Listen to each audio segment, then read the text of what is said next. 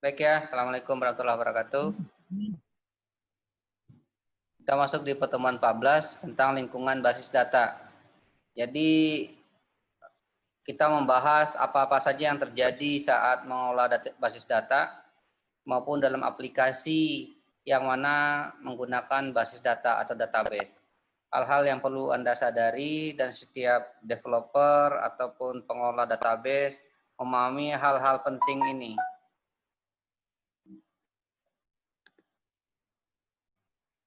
Ya, pertama ada istilah konkurensi. Ya, konkurensi di dalam database itu ada 3 masalah yang disebabkan oleh konkurensi. Jadi bisa dibilang konkurensi itu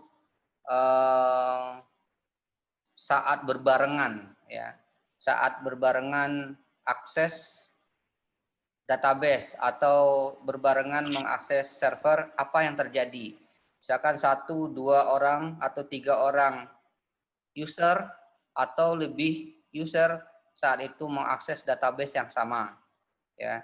Nah, di situ dihitung bebannya apa yang terjadi, apa yang bisa menjadikan efek negatif, kekurangan, ya, konsistenkah datanya dan lain, ya. Itu namanya konkurensi. Dalam internet pun ada namanya konkurensi juga, beban seperti video call gitu ya, atau akses user ke suatu web server, konkurensinya ada juga. Jadi melihat jumlah dengan semakin banyaknya user yang mengakses suatu server atau aplikasi, apa yang terjadi terhadap server itu. Nah, sekarang kita lebih detail ke database, ya, database. Konkurensi database itu di DBMS seperti apa? Jadi satu, masalah kehilangan modifikasi, ya. Jadi modifikasi itu artinya kita sedang melakukan update database, ya, atau mengedit database. Jadi ada terjadi mengupdate database. Misalkan ada 1 atau 2 orang sedang mengupdate database, ternyata bentrok, gitu ya, bentrok, ya. Misalkan si A mengupdate data tersebut, yang mereka sama-sama karyawan suatu perusahaan, bertugas mengupdate data tersebut. Jadi beda sekian detik, bukan 1 detik, mungkin bisa dibilang 2 atau 3 detik yang berbeda, ya, saat mengupdate dan data ke item yang sama. Ternyata siapa yang duluan akan mengupdate datanya. Misalkan si A mengupdate data nilainya 10, kemudian dalam 2 detik kemudian, ya, mungkin 1 atau 2 detik si B mengupdate data juga dengan item yang sama, berubah datanya menjadi 9. Jadi terjadi yang namanya kehilangan modifikasi, ya. Jadi si user A akan bingung, ini kenapa datanya berubah. Tanpa sadar memang terjadi perubahan yang mengubah di waktu yang berbarengan, ada user lain sedang mengubah itu. Nah, itu namanya konkurensi salah satunya, yaitu masalah kehilangan modifikasi. Ya, masalah ini timbul jika 2 transaksi mengakses item database yang sama yang mengakibatkan nilai database tersebut menjadi tidak benar. Ya, ini alurnya, ya. Ada transaksi A dan transaksi B. Transaksi A yang sebelah kiri, ya, transaksi B sebelah kanan. Anggaplah A yang dilakukan oleh user A, yang transaksi B dilakukan oleh user B. Pada waktu mana? Pada waktu tertentu, gitu ya. Si A membaca transaksi baca R, data R di waktu yang pertama, gitu ya. Ini nilai sekian. Kemudian di waktu yang kedua, ya, anggaplah T1 itu jam lewat 10 menit, gitu ya. Misalkan kemudian jam lewat 12 menit, si B membaca juga. Artinya di saat dalam rentang 2 menit, ya, atau bisa dibilang dalam 1 menit, ya, si A dan si B sama-sama membaca data, gitu ya, membaca data bahwa nilai R itu misalkan nilainya 10, gitu ya, sama-sama membaca. Jadi di waktu ini si baca nilai R, ya, di waktu yang berbeda paling 1 menit, yang si B juga baca data R, nilainya anggaplah 10. Kemudian si A memodifikasi nilai R, misalkan dari 10 menjadi 12, gitu ya. Ya, anggaplah waktunya bedanya adalah 10 detik, ya 10 detik, gitu kan. Kemudian 10 detik kemudian si B melakukan update juga nilai R itu menjadi 12. Pas di detik yang ke-20, misalkan yang di bawah, misalkan ini tidak ada, si A melihat saya ngupdate-nya kok 10 menjadi 12 ya, gitu. Gitu. Kenapa saya mengupdate 10 jadi 12? Jadi di sisi A bingung kenapa yang saya input 10 munculnya 12. Karena apa? Di saat sini si B mengubah data menjadi 12. Seperti itu. Nah, itu yang namanya concurrency. Ya, terjadi modifikasi saat waktu yang bersamaan. Ya, bisa dibilang bersamaannya beda detik lah gitu ya. Gitu. Nah, itu ya. Contoh sini ya, transaksi saldo waktu itu dibaca, anggaplah transaksi itu dilakukan oleh si Ika, transaksi yang B dilakukan oleh Susi, ya. Kemudian waktu si Ika baca saldo masih 1 juta, ya. Kemudian di waktu yang kedua, mungkin beda berapa detik, si Susi baca saldo juga 1 juta nilainya. Kemudian pada detik kemudian si Ika mengurangi saldo sebanyak 50.000, ya. Ya. Kemudian ditimpa, diupdate datanya. Saldo berapa sekarang? Yaitu 950. Kenapa 150? Karena sudah dikurang 50.000 di sini. Ya, maka 950.000. Ya, beda berapa detik si Ika kan bacanya 1 juta nih, ya. Kemudian dia menambah saldo 100.000, ya. 100.000, otomatis nilainya adalah 1.100.100, ya. 1.100.000, ya. 1.100.000. Jadi konstanta awal yang dibaca oleh si Susi masih 1 juta. Kemudian saat detik yang hampir sama, dia menambah 100, otomatis datanya 1.100.000. Artinya apa? Hilang datanya, nggak konsisten datanya. Harusnya saat walaupun beberapa detik yang berbeda, si Susi ini harus membaca nilai terakhir berapa detik, 950.000 ditambah 100, harusnya ya 1.050.000 bukan 1.100.000. Nah, gitu. Nah, itu terjadinya loss update problem, ya. Jadi semoga Anda paham maksud saya. Jadi solusinya apa? Ada di slide berikutnya. Solusinya adalah saat di pemrograman, ya, si development-nya mengunci dulu. Jika ada item yang sama sedang diakses seseorang, dikunci dulu. Misalkan kan duluan si Ika nih melakukan transaksi, ya. Si Susi pas membaca item yang sama dikunci, mungkin dikunci dulu. Pas Susi item ini sedang diakses oleh si Ika misalkan. Maka si Susi tidak bisa melakukan penambahan sampai si Ika selesai melakukan pengurangan.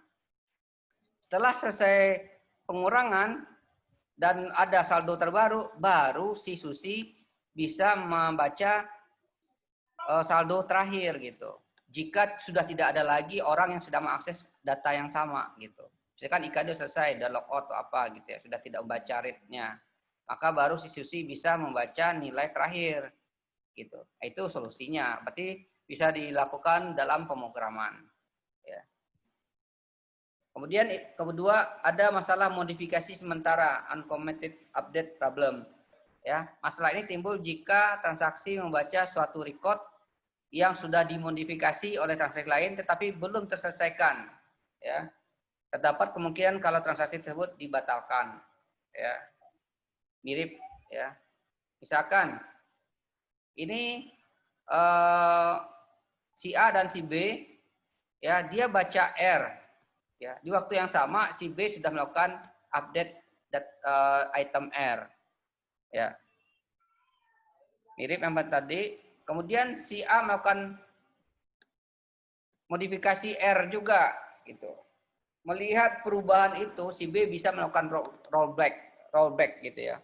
Artinya apa? Sebenarnya walaupun mengubah si A, inilah data yang terakhir gitu loh. Ya. Si A tidak boleh mengubah nilai yang sudah diubah oleh si B. Tidak boleh mengubah. Ya. Kemudian si B juga tidak boleh sebenarnya merollback, gitu. Artinya menghilangkan data. Solusinya tadi yang awal sama. Solusinya sama, yaitu mengunci dulu.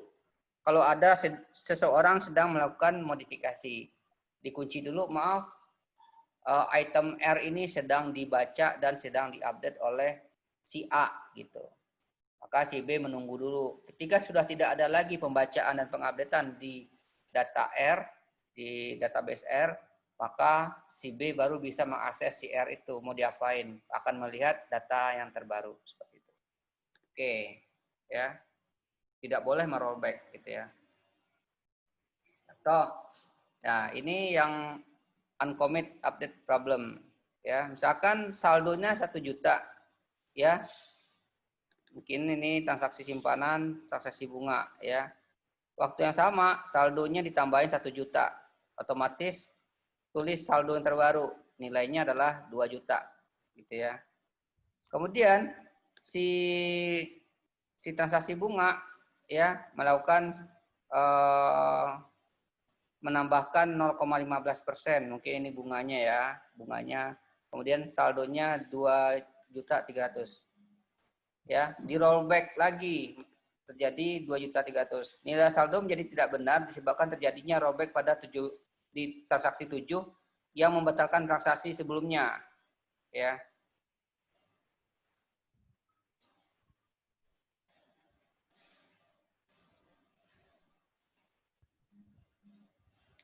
Jadi tidak boleh di rollback gitu ya. Tidak benar disebabkan terjadinya rollback pada T17. Jadi lebih seperti yang saya sampaikan tadi. Jadi sedang ada yang mengupdate, tidak boleh kita mengupdate, kemudian ada yang update tidak boleh di rollback gitu ya. Jadi kesalahannya di sini sebenarnya rollback itu. Oke. Kemudian ada masalah konkurensi, yaitu yang ketiga, masalah analisa yang tidak konsisten. Masalah ini timbul jika sebuah transaksi membaca suatu nilai, tetapi transaksi yang kedua mengupdate beberapa nilai tersebut selama eksekusi transaksi. Baik, kita lanjutkan. Kita ulang, masalah analisa yang tidak konsisten. Ya, analisa yang tidak konsisten. Masalah ini timbul jika sebuah transaksi membaca suatu nilai, ya, tetapi transaksi yang kedua mengupdate beberapa nilai tersebut. Ya, jadi saat kita view nih, misalkan ada user sedang view nilainya 10, 20, 30. Kan masih segitu tampilannya. 10, 20, 30. Ternyata di waktu transaksi yang kedua, di waktu yang sama, ada yang mengupdate nilai tersebut. Anggap aja nilai yang kedua, yang 20 tadi menjadi 50. Tapi di tampilan kita masih 30 gitu. Ya. Jadi mengupdate beberapa nilai tersebut selama eksekusi transaksi pertama. Sebenarnya banyak solusinya ya. Bisa bikin aplikasi reaktif atau apa namanya? Aplikasinya up to date gitu ya. Bisa menggunakan real time aplikasi seperti Node.js atau apa gitu. Jadi ketika kita view nilainya 10 tanpa kita refresh, tanpa kita tutup dulu, kita buka lagi, aplikasi itu sudah menampilkan datanya real time. Misalkan terjadi waktu saat kita view nilainya 20, tiba-tiba berubah jadi 30, berarti sedang ada yang update nih gitu ya. Jadi kelihatan ada yang sedang update, tiba-tiba berubah sendiri. Itu kembali lagi ke developernya, ke pembuat aplikasinya. Nah, itu yang namanya solusi, salah satu solusinya ya. Jadi di slide berikut ada lebih detail solusinya. Ya. Nah, di sini contoh problemnya ya. Jadi di saat transaksi A ya, kan waktu di waktu yang T1 T2 ya, T1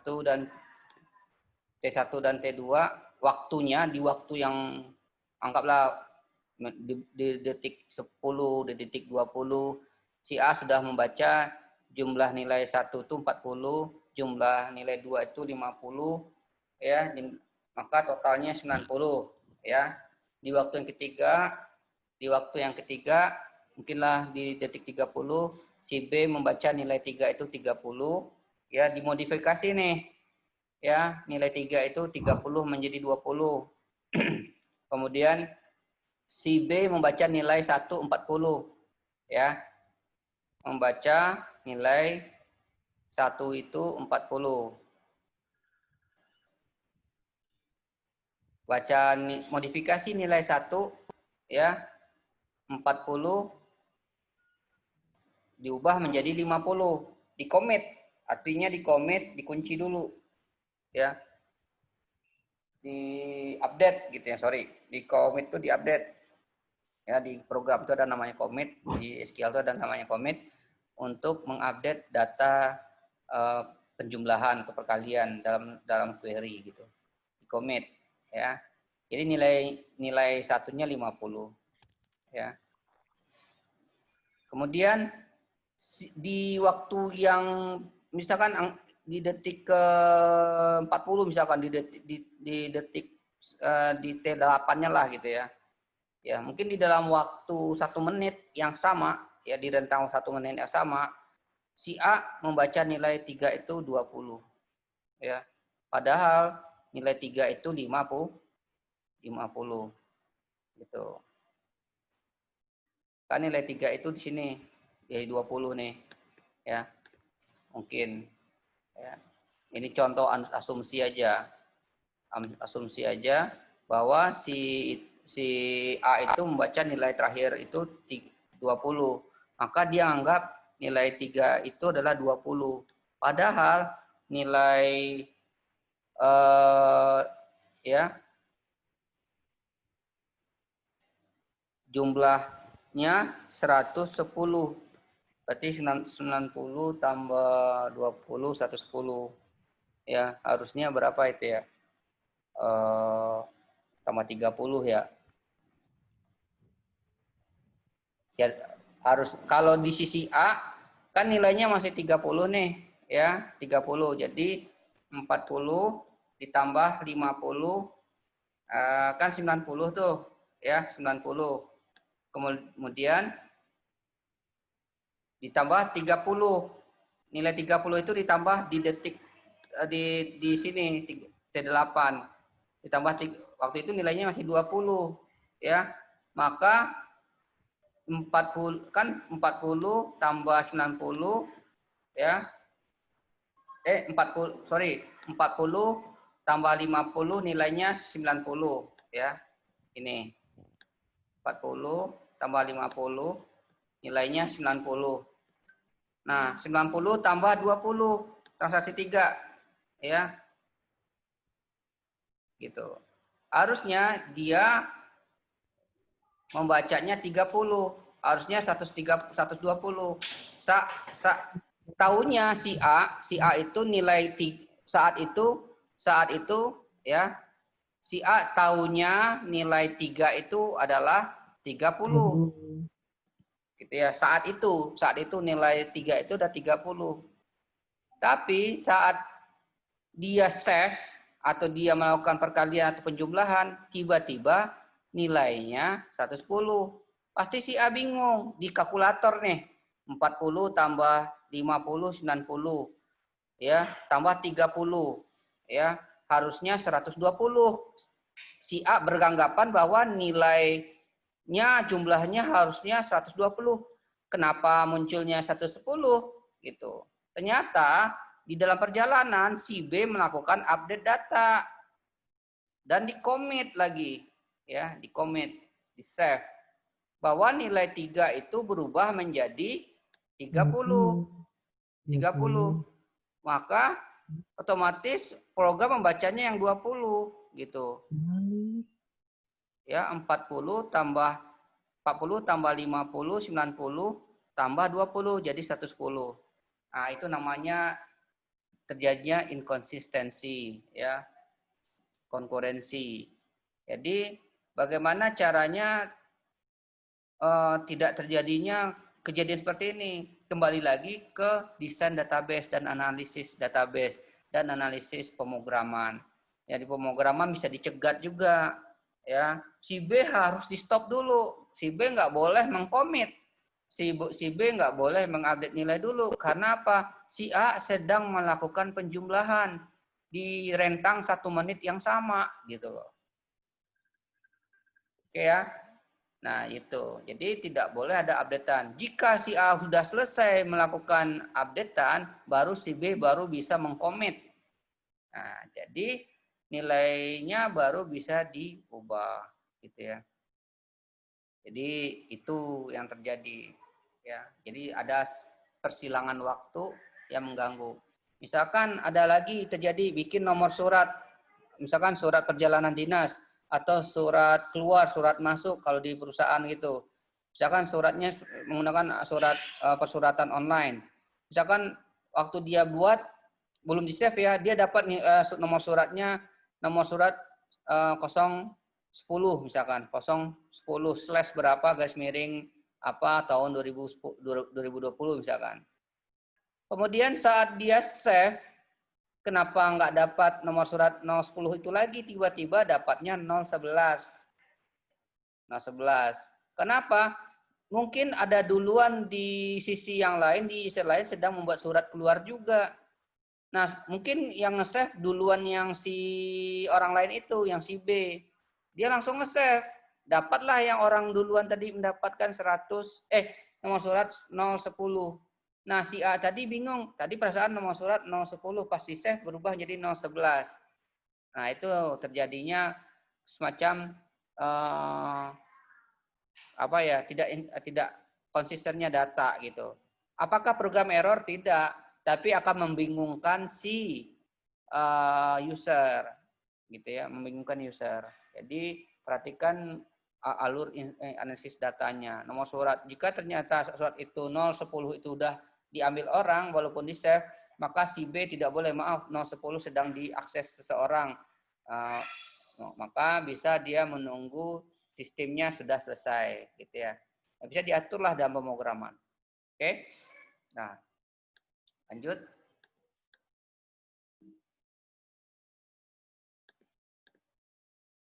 Nah, kemudian ada istilah locking ya. Locking itu adalah salah satu mekanisme pengontrol konkurensi. Ya, di lock, dikunci. Nah, Anda tinggal dibaca aja sebenarnya teknik locking itu banyak, bisa di database, bisa di dalam pemrograman, ya, bisa dalam logic pemrograman, ya kita baca dulu atau sistemnya, ya gampang lah ya. Kalau Anda ada bisa pemrograman, tahulah bagaimana cara menglocking. Nah, locking yang saya bilang tadi, solusi yang saya sampaikan tadi, ya solusinya salah satunya adalah locking, ya.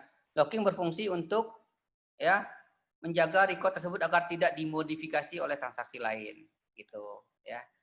Jadi dicegat dulu, maaf seseorang sedang melakukan akses data ini tidak boleh ngupdate dulu gitu. Ya, secara pemrograman lah gitu ya. Oke. Ya, tinggal dibaca, waktunya nggak cukup karena saya janjinya cuma 30 menit, tinggal dibaca aja. Yang penting detail card currency tadi Anda sudah saya jelaskan detailnya. Nah, untuk jenis-jenis lognya tinggal Anda baca saja. Ini bisa dibaca, saya yakin Anda pintar-pintar dan dapat memahaminya. Nah, ini dibaca lockingnya, tabelnya sama seperti yang saya sampaikan, cuman ditambahkan aja posisi lockingnya di mana, gitu ya, dikunci nih, ya. Nah, jadi lockingnya di mana? Tinggal dibaca saja, gampang bacanya, ya. Kemudian modifikasi sementara juga, ya. Ada warning 10 menit lagi, oke. Nah, kedua timestamping, ya. Solusinya adalah salah satu alternatif mekanisme kontrol konkurensi yang dapat menghilangkan masalah deadlock, ya. Ya, deadlock itu rebutan gitu ya, semacam nggak ketemu solusinya gitu. Sebuah transaksi memerintahkan untuk membaca sebuah item yang sudah diupdate oleh transaksi yang belakangan, ya. Kemudian suatu transaksi memerintahkan untuk menulis sebuah item yang nilainya sudah dibaca atau ditulis oleh transaksi yang belakangan, ya. Jadi timestamping caranya. Jadi kalau tadi ternyata si A sudah duluan baca, tetapi si B sudah duluan nyimpan gitu loh.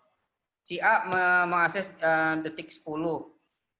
Kemudian si B mengakses detik 20. Tapi si B lebih duluan nge-save di detik ke 30. Nah, si A bingung. Nah, itu namanya timestamping. Ya. Ya. Jadi alternatifnya menggunakan waktu gitu. Timestamping itu sebenarnya timestamp itu adalah waktu gitu. Ya. Jadi dilihat waktunya siapa duluan, dia yang boleh nyimpan duluan gitu ya. Ya. Siapa yang melihat duluan yang terakhir, dia yang terakhir menyimpan gitu.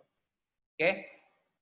Nah, itu bisa disolusikan dalam pemrograman ya, pemrograman. Kemudian ini istilah eh, eh, maintenance, pemeliharaan database ya.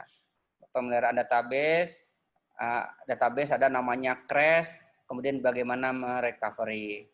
Ya, tinggal dibaca bagaimana kita membenarkan database ya, kalau crash kita recovery.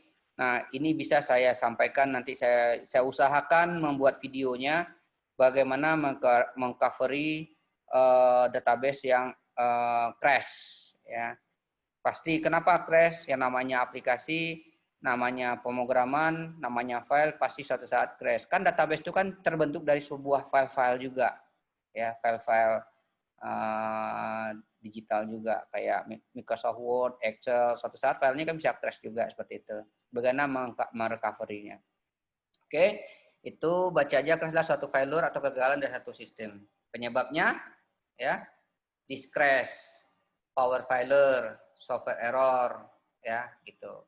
Tinggal dibaca aja, saya paham, Anda pasti bisa membaca ini, nggak perlu dijelaskan lebih detail.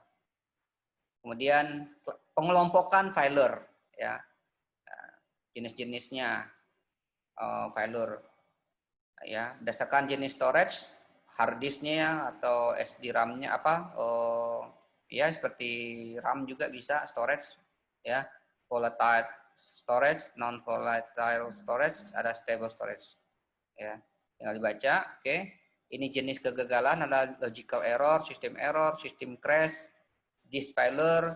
Saya yakin Anda pernah mengalami hal-hal seperti ini, keluar munculnya disk failure, system crash ya. Nah, tinggal dibaca. Saya ulangi lagi, Anda bisa dibaca ini ya. Oke. Kemudian security, keamanan. Suatu proteksi data terhadap perusakan data dan pemakaian oleh pemakai yang tidak mempunyai izin. Ya. Jadi masalah umumnya adalah di dalam suatu perusahaan siapa yang diizinkan untuk mengakses suatu sistem. Jadi kita kan belajar grant. Ya, awal-awal saya pernah ngasih tahu materi grant. Anda harus buat grant user. Jadi ada yang bertanya, Pak, saya pakai root. Ya terserah, ya. Nggak apa-apa Anda menggunakan root. Nah, awal-awal saya pernah menggunakan user Indra, bikin user Indra. Kenapa? Alasannya adalah alasan security. Ya, kalau pakai root, maka nanti suatu saat dia akan drop database orang lain. Kan si user itu punya hak-hak masing-masing, mengakses hak database ini, tabel ini. Dia bisa, kalau root bisa menghapus user orang lain, menghapus database orang lain, tabel tetangga, database tetangga, aplikasi tetangga dalam satu DBMS yang sama gitu. Nah, itu. Buat izinnya, hak aksesnya, siapa yang boleh ngedelete, siapa yang boleh mengupdate, siapa yang boleh membuat user, nge-create database dan lain. Harus ada pengontrolan hardware juga ya. Oke, itu saya rasa cukup ya materi terakhir ya. Ini tinggal dibaca kategori penyalahgunaan database. Ada kategori yang tidak sengaja atau kategori yang disengaja ya. Kemudian ada tingkat masalah security, ada physical, man ya, orangnya, sistem operasinya, sistem database-nya. Ya. Kemudian pemberian wewenang, hak gitu ya. Tadi sudah saya sampaikan mana yang boleh me-view, me-read, menginsert, ya, membuat database relasi ya, seperti itu. Cukup ya, tinggal dibaca aja ya. Ya, integrity terakhir, integritas itu memeriksa apakah database kita itu sudah memberikan informasi sudah benar ya, relasinya, entitinya, referensinya. Jadi itu disebut integrity. Itu sifat personal DBA, database administrator, dan juga user pengguna database. Oke, 5 menit lagi, 4 menit lagi waktu kita sudah mau habis. Saya rasa cukup penjelasan tentang materi terakhir. Minggu depan kita kuis, kemudian UAS. Nanti saya akan usahakan menambah informasi tambahan mengenai materi-materi yang belum saya sampaikan. Saya rasa cukup untuk pertemuan hari ini. Seperti janji saya hanya memberikan waktu hanya sampai 15 menit sampai 30 menit. Ternyata sampai 30 menit nih. 3 menit lagi akan habis. Terima kasih atas kehadirannya, partisipasinya, dan keluangan waktunya untuk partisipasi dan join di materi saya hari ini. Terima kasih, selamat sore. Assalamualaikum warahmatullahi wabarakatuh.